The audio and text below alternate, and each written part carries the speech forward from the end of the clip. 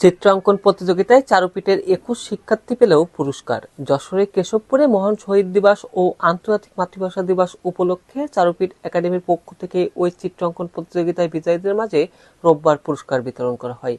চারুপীঠ একাডেমির নির্বাহী পরিচালক উৎপল দের সভাপতিত্বে পুরস্কার বিতরণ অনুষ্ঠানে প্রধান অতিথি ছিলেন প্রভাষক কাকলি দাস।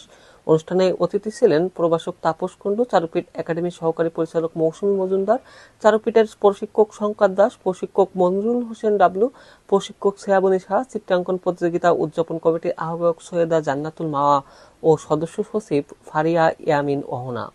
অনুষ্ঠানে অতিথিরা চিত্রাঙ্কন প্রতিযোগিতায় বিভিন্ন বিভাগের বিজয়ী 21 শিক্ষার্থীর হাতে পুরস্কার তুলে দেন। পুরস্কার পেয়ে শিক্ষার্থীরা খুশি প্রকাশ করে।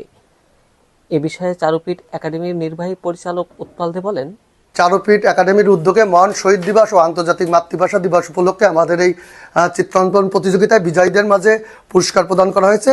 এই অনুষ্ঠানকে সুন্দর এবং সফল করতে যারা আমাদের পাশে ছিলেন, আমাদের সহযোগিতা করেছেন, আমাদের চারুপীঠের শুভাকাঙ্ক্ষী আমার বন্ধু জেসমিন নাহার, আমাদের চারুপীঠের শুভাকাঙ্ক্ষী আমার বন্ধু আশিকুর রহমান এবং পেট্রা কোম্পানি সহ চারুপীঠ পরিবারে সকলের প্রতি কৃতজ্ঞতা জানাচ্ছি। সবাইকে ধন্যবাদ এবং সবার জন্য শুভকামনা রইল।